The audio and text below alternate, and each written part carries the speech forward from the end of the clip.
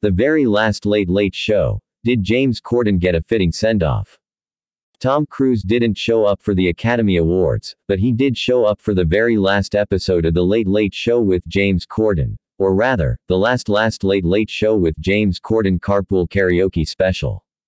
Confused? Allow us to explain. CBS gave Corden a 2-hour send-off split between primetime and late night. The affair kicked off at 10 p.m. and featured a pair of pre-taped skits. First up, Cruise and Corden surprised an unsuspecting audience at the Pantages Theater in Hollywood, appearing as Timon and Pumbaa in Disney's The Lion King musical.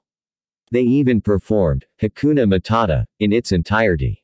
After a very scripted falling out, the star-crossed showbiz friends sang, "Can You Feel the Love Tonight?" which managed to reawaken both our Rock of Ages and Cat's PTSD. That was followed by one last carpool karaoke with encore guest Adele. The setlist included Rolling in the Deep, Love is a Game, I Drink Wine, Hometown Glory, and Barbra Streisand's Don't Rain on My Parade. Come 12:37 a.m., The Late Late Show proper kicked off with a pre-taped sketch starring a cavalcade of late-night hosts. The segment began with Corden waking up to find Seth Meyers and Jimmy Kimmel in his bedroom, there to ensure he won't reveal any hosting secrets once he's officially out of the game.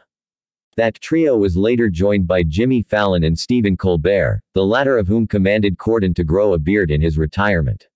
More specifically, a huge beard, one that says, "God spoke to me from a bush." Right on cue, the camera panned over to David Letterman and his biblical facial hair seated in the corner. Trevor Noah also put in a cameo at the end. Fun fact, the skit marked Letterman's first appearance on a CBS late-night show since he left The Late Show in 2015.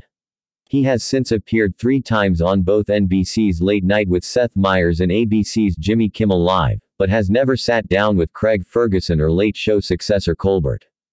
Corden then welcomed the night's previously announced guests, Harry Styles, who somehow made mustard corduroy look good, and Will Ferrell, who used his time on the couch to ask important questions like, "What are the Grammys?" Next came a series of thank yous to everyone who has helped keep Corden's Late Late Show going for 8 years. I sit here now today with nothing but love, gratitude and pride. This show is everything I ever wanted it to be. I'm just one part of a big team who make this show, this incredible family here. And what would a farewell from Corden be without one last musical number? The host ended his final night on TV seated at the piano, struggling to maintain his composure while singing an original song about everything he'll miss. One line seemed to get him particularly worked up. As the end of the show fast approaches, and I gaze at the studio floor, we filled it with thousands of moments, and now there won't be any more. In fact, here's a little behind-the-scenes scoop. Corden actually had to pause this performance as his emotions got the better of him. It's difficult to do when you can hear physical weeping, he joked. Except, it wasn't a joke.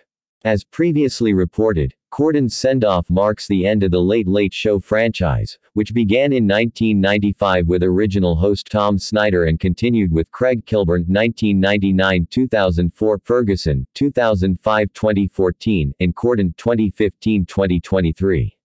The post-Colbert time slot will soon be filled by a reboot of former Comedy Central game show At Midnight post-TBA. What did you think of James Corden's Late Late Show send-off? Grade it via the following poll, then leave a review in comments.